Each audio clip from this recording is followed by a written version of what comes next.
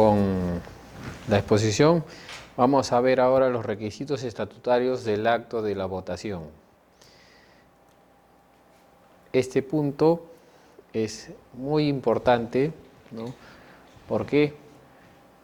Porque a veces un pequeño error que cometamos al elaborar el acta puede causarnos una tacha sustantiva de un título, ¿no? Pero a veces no es error en el momento de elaborar el acta, sino es al momento de adoptar el acuerdo, ¿no? ¿Por qué? Porque, aunque no lo crean, hay varias oportunidades que he tenido de revisar actas en los cuales se plasma lo siguiente: la Asamblea es el órgano supremo de la persona jurídica y por lo tanto estamos en libertad, ¿no?, de adoptar los acuerdos conforme nos parezca conveniente, ¿no? Sin importar lo que diga el estatuto. Básicamente, como les mencioné anteriormente, el estatuto es una especie de carta magna, es una ley fundamental, es el que rige el funcionamiento y las decisiones de la Asamblea, del Consejo Directivo, y rige el funcionamiento de la persona jurídica. Entonces, la Asamblea General, por más órgano supremo que sea, no puede ir contra las disposiciones del estatuto. Tanto así que incluso el Tribunal Registral lo ha contemplado de esta manera, ¿no? La elección deviene inválida si la elección se realizó en contravención a la formalidad establecida para tal acto en el estatuto. Si el estatuto establece una regla para llevar a cabo los acuerdos de la Asamblea, se tiene que cumplir con lo que dice el estatuto. Y precisamente son estas cuestiones las que tienen que cuidarse al momento de elaborar su estatuto. Porque un estatuto excesivamente reglamentarista, ¿no?, va a causar la mayor parte de inconvenientes. La mayoría de inconvenientes va a ser por estatutos en los cuales se ha querido plasmar y regular cosas que ni siquiera viene al caso contemplar. Uno de los aspectos que genera cantidad de observaciones y tachas es el aspecto de lo de la votación secreta. ¿Para qué se establece el requisito de votación secreta? Se establece no tanto como para desconocer o mejor dicho, para evitar que se tenga conocimiento de en qué sentido votó cada integrante de la persona jurídica, cada asociado. Eso no es precisamente garantía. ¿Por qué? Porque si la elección ha sido por unanimidad, ¿no?, entonces todos saben por quién votó quién, ¿no? De lo que se trata el requisito de votación secreta es darle al asociado, al integrante, la libertad de escoger, ¿no?, la opción que crea conveniente sin sentir, por así decirlo, la presión, ¿no?, o sentir esa incomodidad de ver que los demás, ¿no?, pueden saber cuál fue el contenido de su decisión, ¿no? Entonces, en ese caso, el asociado se va a sentir con mayor libertad entre lo que es la votación secreta que cuando se trata de una votación a mano alzada, por ejemplo, ¿no? Muchas veces se hace la votación a mano alzada y hay otras personas que están, ¿no?, ejercen una cierta especie de presión o autoridad para que alguien se manifieste en un sentido, ¿no? La finalidad de establecer en el estatuto la votación secreta es precisamente evitar eso. Y si tu estatuto dice que se va a hacer con votación secreta la elección, al hacer la votación en la forma contraria, esto es a mano alzada, lo estás haciendo de manera pública y le quitas al asociado la libertad de emitir su voto, ¿no?, sin hacerlo conocimiento de los demás. Y por eso es que el tribunal ha establecido, ¿no?, que si no se cumple con ese requisito, se produce la invalidez del acto eleccionario. Pero también el tribunal ha establecido otro requisito, que cuando el estatuto diga que tenga que ser por votación secreta, en el acta tiene que constar que ha sido mediante votación secreta. O sea, no basta con que se diga que se llevó a cabo la votación y listo. No, tiene que indicarse que ha sido con votación secreta.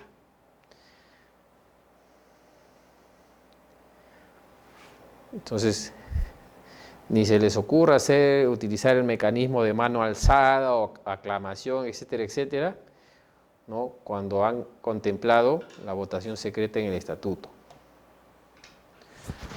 Otro tipo de forma de votación que tiene que tenerse en cuenta es la manera como se va a elegir, ¿no? Si el estatuto no dice nada, tenemos la plena libertad de ver si lo hacemos por votación secreta, a mano alzada, si lo hacemos por listas, lo hacemos cargo por cargo, ¿no? Pero si optamos por realizar o establecer estatutariamente que sea con listas o que sea cargo por cargo, hay que tener mucho cuidado, uno, en la redacción del estatuto y dos, en la modalidad que usamos. ¿Y eso por qué? Cuando uno establece la votación por listas, uno vota por un bloque de candidatos. Tanto así que uno no puede decir o no puede manifestarse en el sentido de que, a ver, de estos 6 integrantes que están postulando, a 4 los conozco bien, pero este no me convence, ¿no? Entonces tú tienes que votar por todo el bloque, ¿no? Todo o nada, ¿no? Pero la elección cargo por cargo te da la facultad, el derecho a ti de elegir este sí, este no, este sí, este no. Viendo que la finalidad de esto, ¿no?, es darle mayor libertad al asociado para que pueda elegir, entonces, si mi estatuto establece que la elección se realiza cargo por cargo, la asamblea no puede acordar cambiar la forma de realizar la votación. No se puede cambiar el mecanismo de votación. Para cambiarlo se tiene que modificar el estatuto. Entonces, si en un estatuto me señala que es por votación cargo por cargo, y en la asamblea acordamos que para hacerlo más rápido se haga por una lista, así sea elegida por unanimidad, ese título va a ser tachado. ¿Y por qué? Porque se vulneró el derecho del asociado de pronunciarse individualmente por cada uno de los candidatos. Y precisamente porque puede ser que haya tenido que votar por toda la lista, a pesar que no estaba de acuerdo, ¿no?, con alguno de sus integrantes.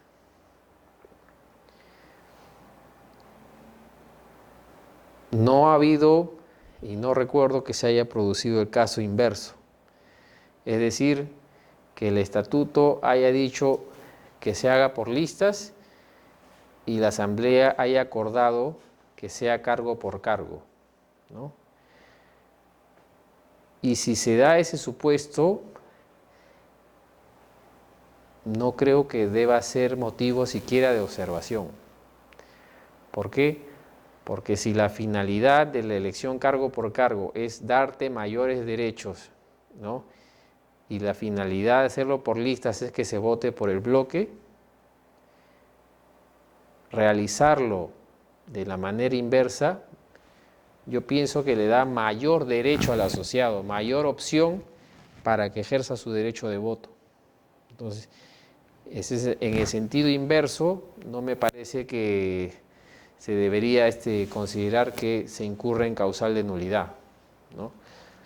Entonces, si se da el caso de que un estatuto diga que se hace por listas y se hace la votación cargo por cargo, no le veo yo mayor inconveniente, pero cuando se trate del caso inverso, ahí sí es lo más probable que el título sea tachado sustantivamente.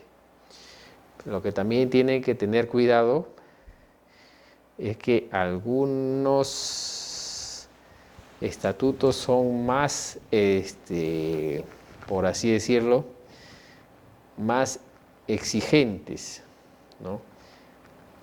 Y precisamente al ser tan exigentes, omiten, ¿no?, considerar que puede haber supuestos que se les escapen y que generen un vacío.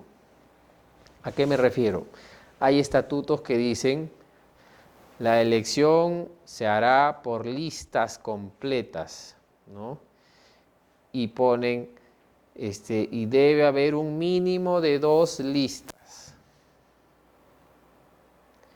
Bueno, si se presentan 2 listas, no hay problema. ¿Y si solo se presenta una? Y he tenido la oportunidad de ver títulos que han sido tachados precisamente porque solamente había una lista y el estatuto exige 2. No estoy de acuerdo con ese tipo de tachas, pero queda a criterio del registrador, lamentablemente.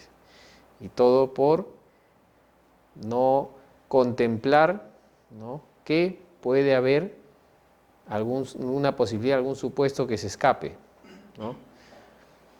Porque hay estatutos que te dicen, ¿no?, tiene que ser con un mínimo de 2 listas, ¿no? Si se presenta una lista, por ejemplo, se da posibilidad a que después de tantos días se realice la elección, ¿no?, con las 2 listas que se presenten. Y si aún así no se presentara una, esta lista ganadora, ¿no?, debe obtener tantos votos, ¿no? Eso tiene que tener cuidado no solo cuando lleven a cabo su proceso eleccionario, sino también cuando les toque la oportunidad de redactar un estatuto, ¿no? Porque exigencias excesivas pueden ocasionar más tarde problemas que no van a poder solucionar.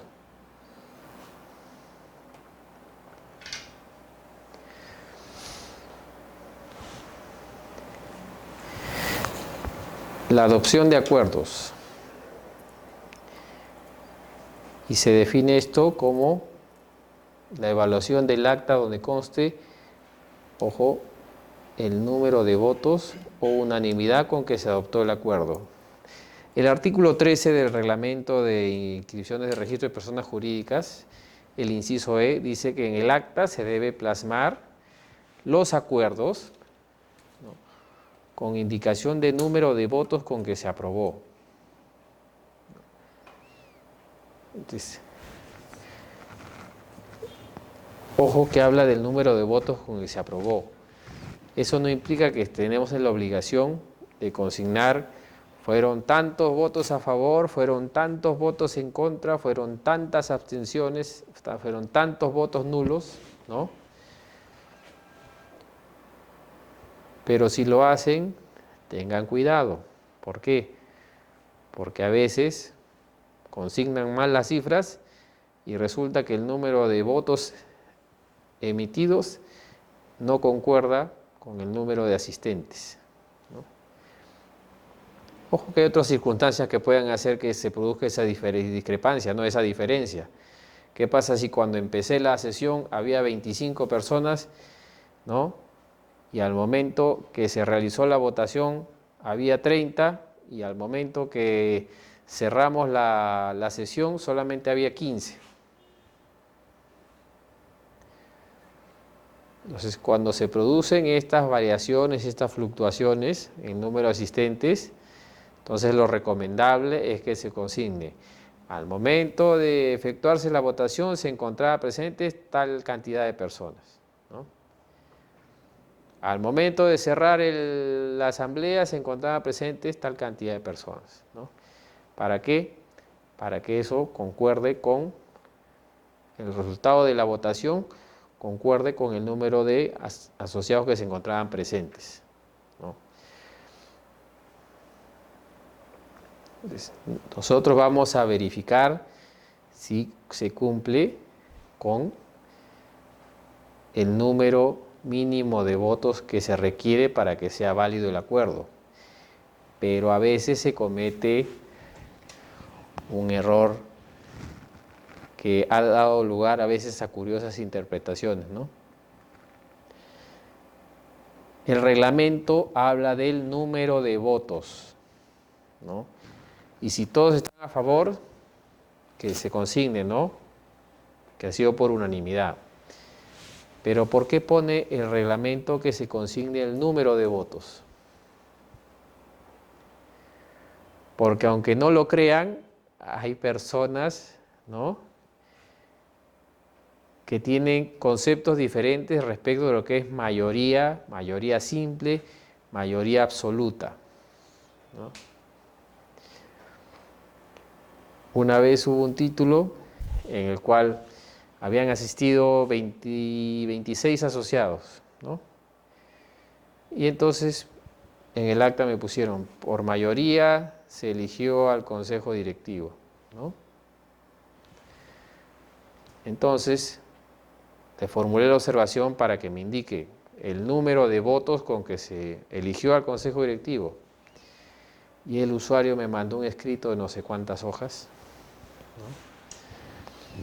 Y me señala: por supuesto que ha sido aprobado por mayoría absoluta, porque ha sido aprobado por 12 de los 26 asociados asistentes, ¿no? Y ha habido 6 votos en contra y 2 nulos, etcétera, etcétera. Así que le tuve que detallar, cuando le reiteré la observación, que el Código Civil señala mayoría absoluta cuando vota a favor más de la mitad de los asistentes, ¿no? Entonces, que si ese fuera el supuesto que ha señalado, entonces la elección del consejo directivo no te sería válida, porque el acuerdo no ha sido aprobado por más de la mitad de los asistentes. Pero el usuario presenta su reapertura y señala: ha sido aprobado por 12 asociados, ¿no? Y por lo tanto ha sido por mayoría absoluta. Y otra vez se le tuvo que reiterar, ¿no? Si es por mayoría absoluta, tendrían que haber votado a favor del acuerdo 14 personas, ¿no? Y así hemos estado hasta que lo corrigió y se inscribió. Entonces, nosotros, al momento de calificar un acta, tienen que indicar el número de votos. ¿Para qué? Para que nosotros señalemos ahí: a ver, han asistido 100, votaron a favor 51, mayoría absoluta, listo. Doctor, ¿y la mayoría simple y la mayoría cómo se diferencia de la absoluta? La mayoría simple o voto mayoritario es en el cual solamente consideran a las personas que han emitido voto o a favor o en contra. Entonces, ¿qué ocurre? Tenemos 100 personas, por ejemplo, ¿no? 45 votan a favor, 35 votan en contra y el resto se abstiene, ¿no? ¿Quién tiene la mayor cantidad de votos? El que obtuvo 45, ¿no?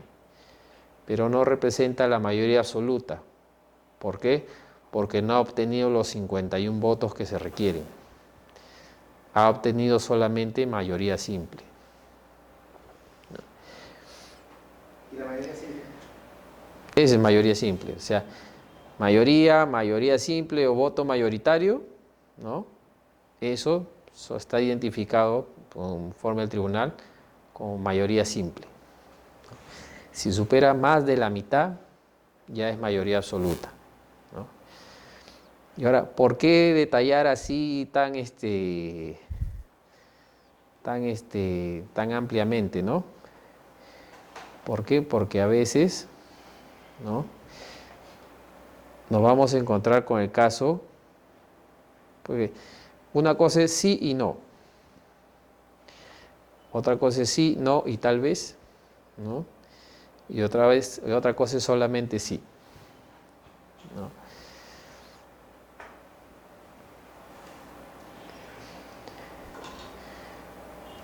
Este punto lo mencionamos en lo de la convocatoria, ¿no? Y tiene que haber concordancia con lo de la agenda, ¿no? Esta es una resolución del tribunal que salió este año, ¿no? Respecto a lo del balance también, que muchos lo tomaban como que, ¿no? Ya, no se aprobó el balance, ya, entonces aquí, en esta misma sesión podemos remover a los directivos, ¿no? A pesar que por ahí decir, bueno, se le quitó la confianza, se le puede remover, ¿no? No. El tribunal ahora ha establecido que no es un tema que se derive de la agenda aprobación del balance, ¿no? Y eso también, ¿por qué? Porque tiene que ver con el derecho que tiene el asociado que forma parte del consejo directivo, ¿no?, de, en caso de que no esté de acuerdo la asamblea con su gestión, entonces pueda, si se requiere, iniciar un procedimiento sancionador y en que pueda ejercer su derecho de defensa.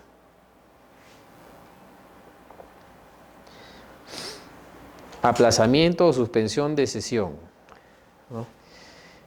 Este es un tema que siempre se ha tocado solamente de modo así ligero, superficial. Hace unos instantes vimos un artículo del reglamento que se señalaba, ¿no? El quórum se computa desde el inicio de la sesión, aun cuando se haya llevado en varias fechas, ¿no? Entonces, siempre se está en la disyuntiva. La suspensión de una sesión puede llevarse a cabo o puede aprobarse cuando no está contemplada en el estatuto. 2, la continuación tiene que ser convocada. 3, ¿en qué momento computo el quórum?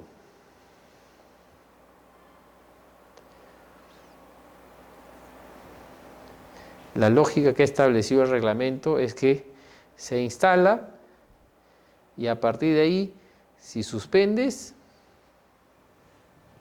no hay ningún problema con lo que si en la continuación asistió menos, ¿no? ¿Por qué? Porque ni siquiera exige, ¿no?, que la continuación sea materia convocatoria.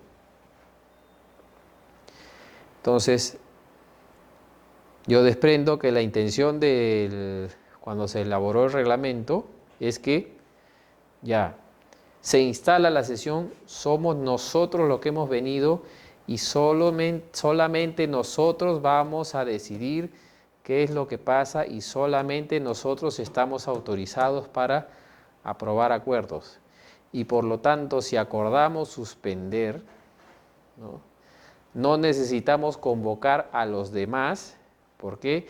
Porque a esta no han asistido y si no han asistido es porque no tienen interés, ¿no? Entonces, ¿para qué convocarlos?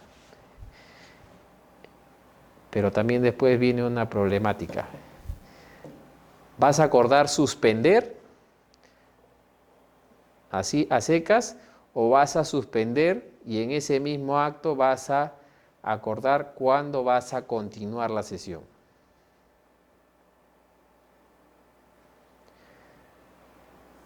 me parece que mínimo debemos acordar, aparte de suspender, señalar fecha, lugar y hora donde vamos a continuar la sesión. ¿Por qué? Porque si no cumplimos con esa garantía mínima, entonces, ¿cómo vamos a estar seguros de que ya salgo de la sesión y se les ocurrió sesionar al día siguiente y yo no sabía? Me quedé afuera del acuerdo. Entonces, yo particularmente exijo que cuando llegue el acuerdo de suspensión, que dentro de la misma asamblea se acuerde cuándo se va a reanudar. Y preferible es que se establezca la constancia de quórum, se detalle, ¿no?, cuántos han asistido a la sesión, a su instalación y a su continuación, para así poder determinar si se ha cumplido con el requisito de quórum.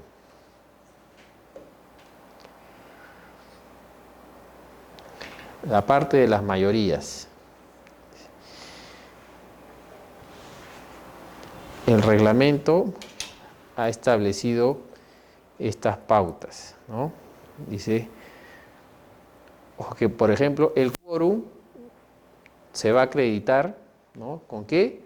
Con la constancia de quórum, porque ahí te van a señalar cuántos estaban habilitados y los nombres de los asistentes. Entonces, de ahí tú puedes determinar si se ha cumplido con el quórum, ¿no?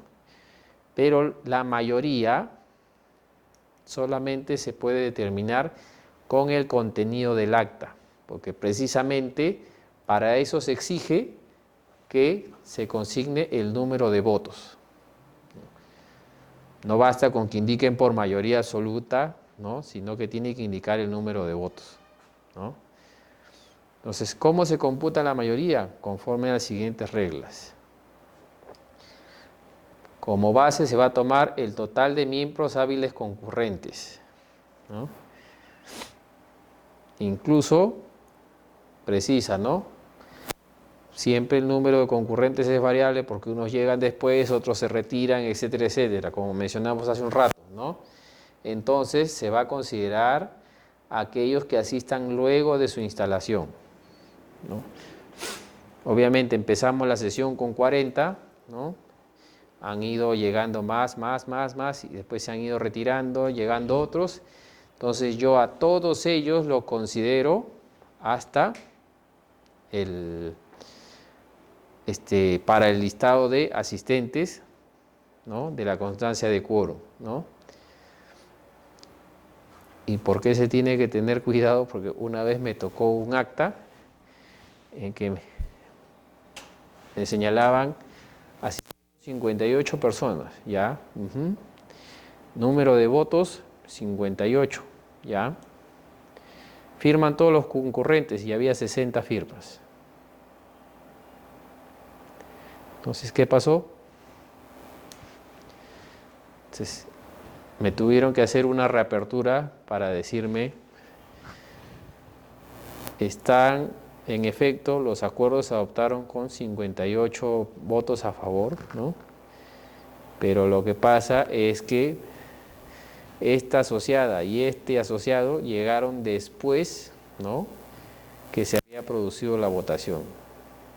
Entonces, ahí está el número que faltaba, ¿no? Ahí están los asociados que faltaban ahí, pero se habían omitido consignarlo en el acta, ¿no?, que al momento de votar había 58 y estas dos personas llegaron después, ¿no? Eso tenían que haberlo puesto. ¿Por qué? Porque para la concurrencia se considera a todos los que asistan luego que se instaló. Otro punto que hay que tomar en cuenta: no habrá acuerdo cuando la suma de los votos en contra, nulos y en blanco o abstenciones equivalgan a la mitad o más de la mitad de los miembros hábiles concurrentes.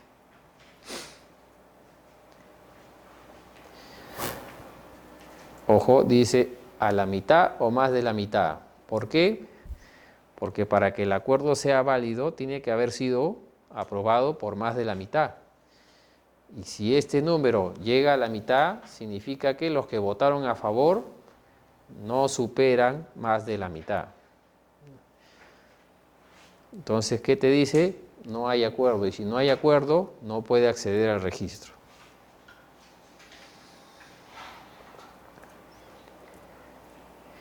Entonces tenemos acá, miren, en contra, que sí implica una manifestación de voluntad. Nulos, que no implica manifestación de voluntad. Y en blanco o abstenciones.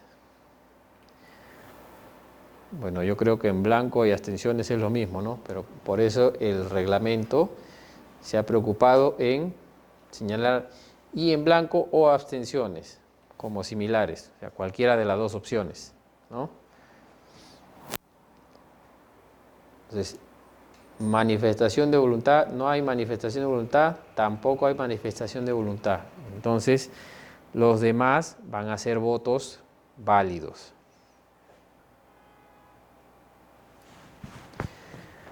Hace un rato hablamos que era fácil cuando solamente tenías la opción de votar sí o no. O cuando tenías la opción de solo escoger una lista. Pero ¿qué pasa cuando hay dos o más listas? Lo más probable es que ninguna obtenga como resultado de votación, ¿no?, más de la mitad de los votos.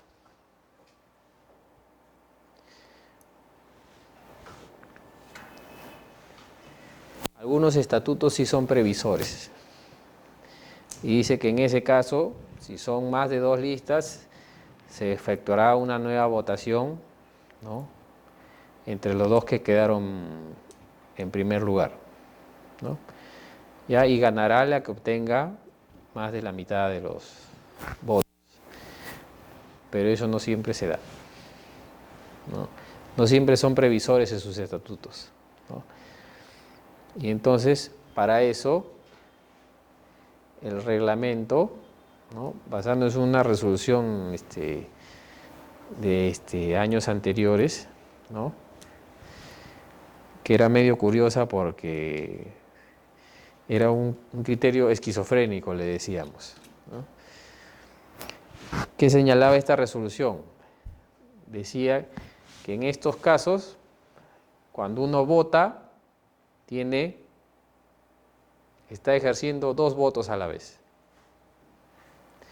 Uno está votando a favor de que se lleve a cabo el acto eleccionario. Y su segundo voto, 2 en 1, es a favor de la lista o el candidato de su preferencia. O sea, yo voto una vez, pero voto 2 veces, ¿no? Y entonces, ahí la interpretación que dio es,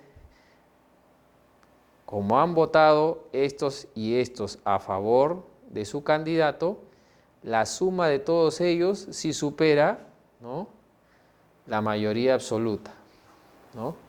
Y, en consecuencia, sí cumple con el requisito de más de la mitad de los votos.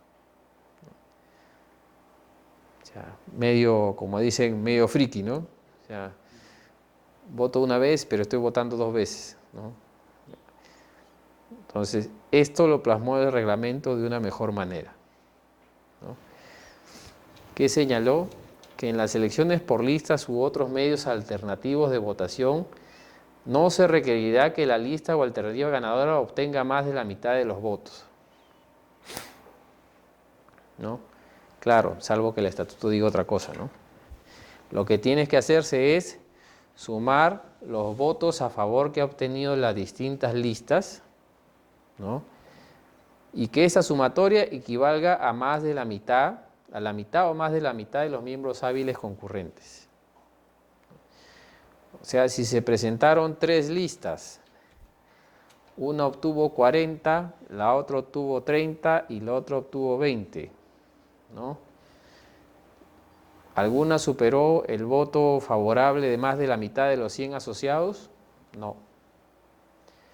Pero a tus 40 que has obtenido le sumas los 30 que obtuvo la otra lista, más los 20 que obtuvo la otra lista, ya tienes 90 votos, ¿no?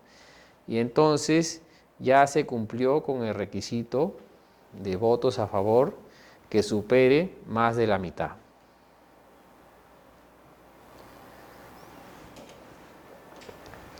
Entonces, cuando sean 2 o más listas, tienen que sumar los votos que obtuvo cada lista y esa sumatoria tiene que superar, ¿no?, más de la mitad de los concurrentes.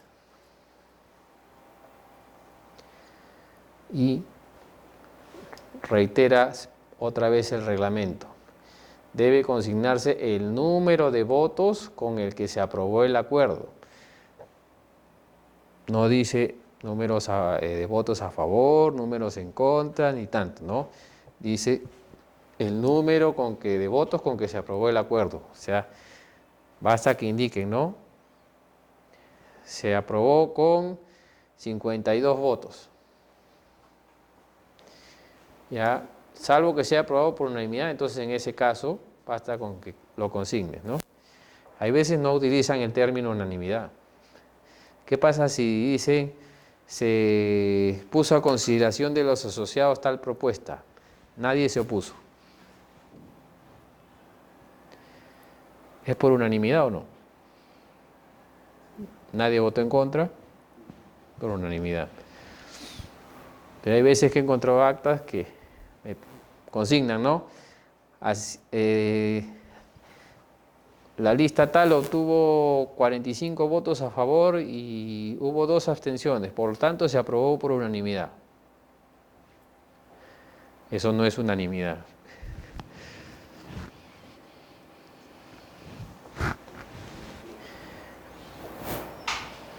Ajá, esta es la resolución esquizofrénica que les decía.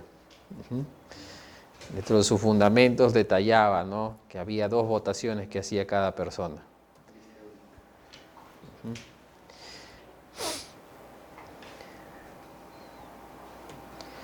Voto dirimente. A veces en los estatutos se consigna, ¿no?, el presidente tendrá voto dirimente.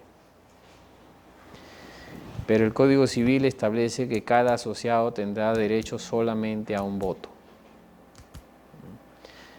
Entonces, el presidente solamente puede hacer uso del voto dirimente en sesiones de consejo directivo. En la asamblea está prohibido el voto dirimente.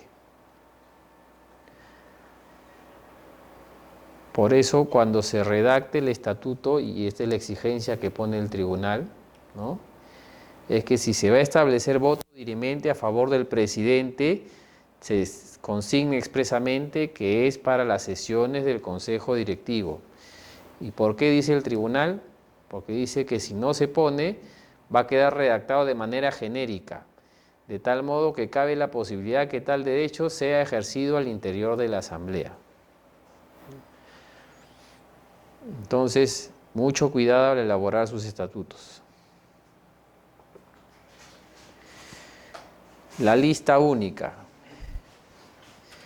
Perdón, ¿ahí solamente es el presidente del consejo directivo o todo el consejo directivo están, digamos, Generalmente se le da el voto dirimente a una sola persona.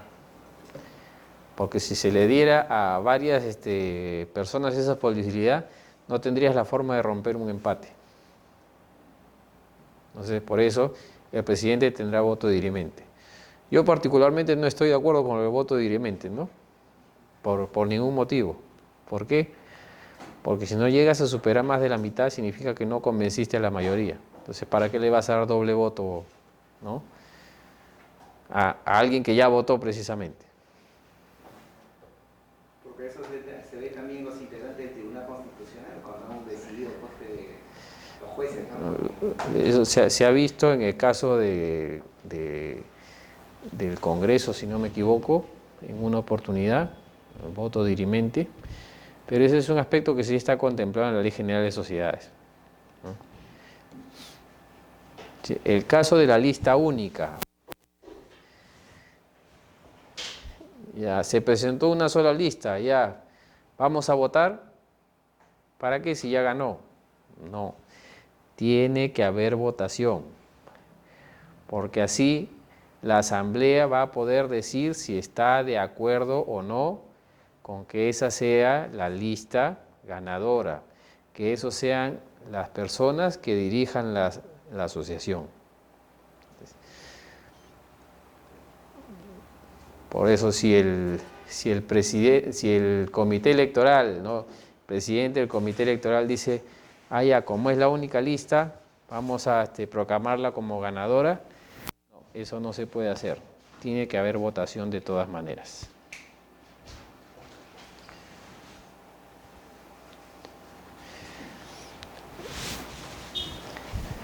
El otro punto que hay que tener cuidado también, el cómputo del plazo de mandato.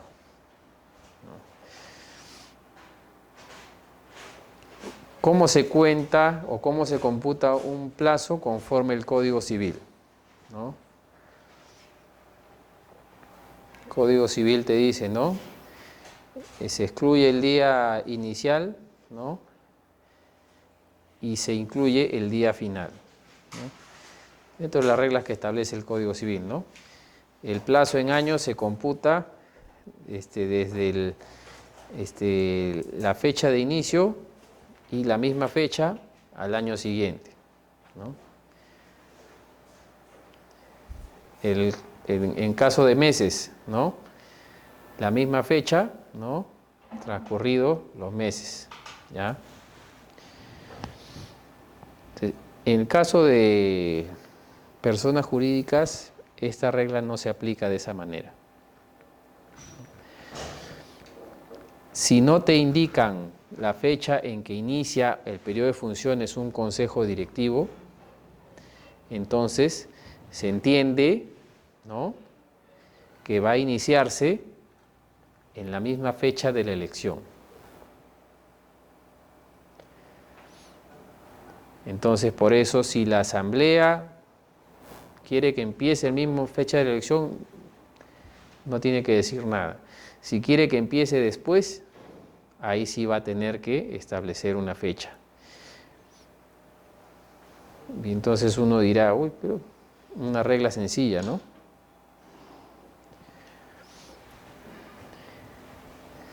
El reglamento, ¿qué te dice? Lo mismo. El periodo de funciones se iniciará en la fecha que establezca el estatuto o señale la Asamblea General. Si no se indica, se inicia el día de la elección.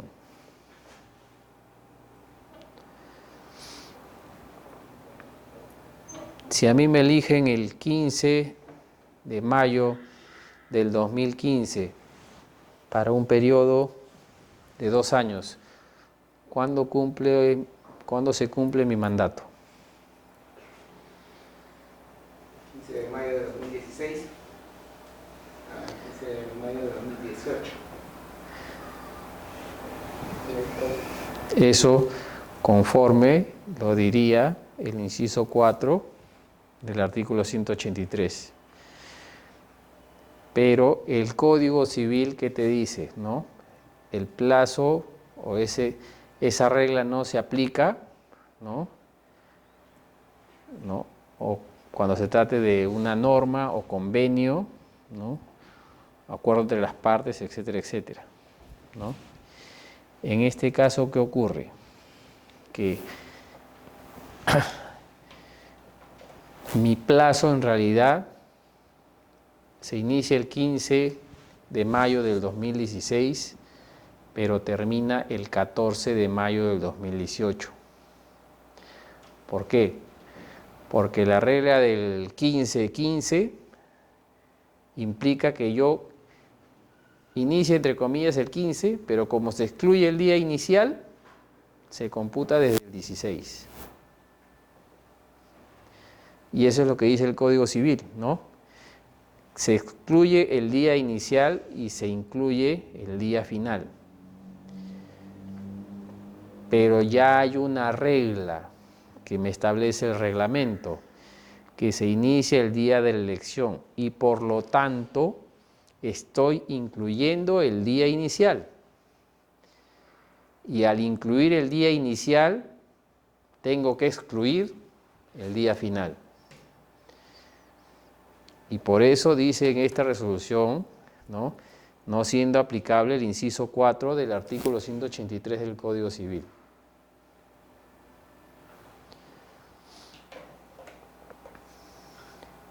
Y ojo, que hay resoluciones del tribunal que te dicen, ¿no? Sí, si es 15-15, ¿no? Pero ¿qué te dicen? Es 15, pero al ponerlo en el asiento tienes que consignar que el periodo en realidad empieza el 16. O sea, tampoco es claro el tribunal en ese sentido, ¿no? Y justo hace unos años exigieron una rectificación de un asiento, ¿no? ¿Por qué? Porque el registrador había omitido consignar, ¿no? Y el tribunal, a pesar que el usuario en su apelación señalaba, ¿no?, que el registrador decía que no estaba obligado a consignar en el asiento porque la asamblea no lo había puesto, ¿no? Y el usuario decía, la asamblea no lo ha consignado, pero tú lo tienes que poner y tienes que ponerme que es del 29 de marzo del 2011 al 29 de marzo del 2016, ¿no? Y cuando subió al tribunal, el tribunal, aplicando ese criterio que les señalé, expresó, ¿no? En este caso el periodo es del 29 de marzo del 2011 al 28 de marzo del 2016.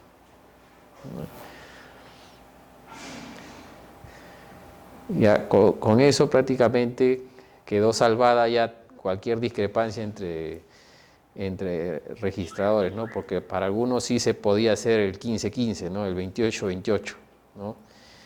Ya con esto se salvó eso. Aunque algunos señalan, doctor, de la vigencia de sus facultades inicia desde el día de su inscripción o de la fecha de su inscripción. Claro, claro, eso depende de lo que señale el estatuto o lo que acuerde la asamblea. En ese caso también lo mismo, si empieza el 15, supongamos el registro, terminará el 14. Terminará el 14, correcto. Ya para terminar, cómputo del plazo de mandato, y porque hay otros aspectos que vamos a ver la próxima sesión, ¿no? Los acuerdos de una persona jurídica solamente pueden tener vigencia desde el momento en que se aprueban.